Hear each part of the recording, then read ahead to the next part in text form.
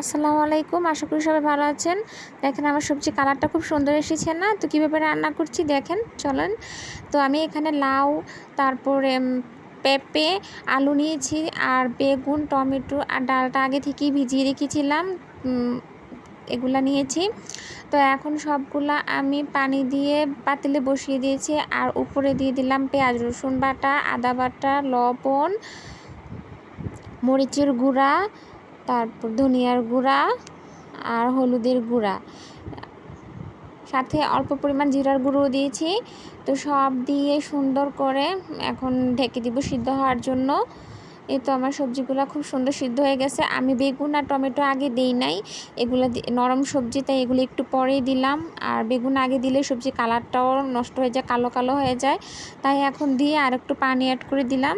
তো এখন আমি বেগুন আর টমেটো খুব সুন্দর মতো সিদ্ধ হয়ে গেছে। তো এখন বাগার দেওয়ার পালা। আমার মরিচ ছিল না, কাঁচা মরিচ, আপনারা মরিচ দিয়ে দিবেন।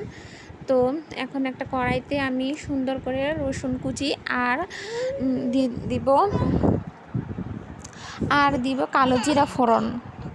কালো জিরা ফোড়ন দিয়ে সুন্দর করে আমি রসুনগুলা বাদামি কালার করে ভেজে নিব। 5 ফোড়ন আমার ছিল না, আমি আসলে সবজিটা তাড়াহুড়ো করেই রান্না করা হয়েছে, যা হাতের কাছে যা ছিল তা দিয়েই রান্না করেছি। এই তো সুন্দর করে বাগার দিয়ে দিলাম। আপনারা 5 ফোড়ন দিয়ে দিলেও সুন্দর বাগার দিতে পারেন। তো আমার এতেই সবজিটা অনেক সুস্বাদু হয়েছিল। আর নামানোর আগে উপর দিয়ে একটু গরম মশলা দিয়ে দিয়েছি। তো আমার হাতের কাছে আসলে কাঁচামরিচ, ধনিয়া পাতা বা 5 ফোড়ন এগুলো ছিল না, এগুলো ছাড়াই আমি সবজিটা রান্না করেছি। তারপর আলহামদুলিল্লাহ খেতে অনেক টেস্টি হয়েছে। কালো জিরার ফোড়নটা দেওয়াতে, রসুন দিয়ে বাগার দেওয়াতে অনেক মজা হয়েছে, সুন্দর একটা ঘ্রাণও বের হয়েছে। তো ভালো থাকবেন, দেখেন কি সুন্দর হয়েছে সবজিটা, অনেক মজার। এইভাবে রান্না করে খেয়ে দেখবেন, আসলে সবজি খেলে শরীরও ভালো থাকে। আল্লাহ হাফেজ।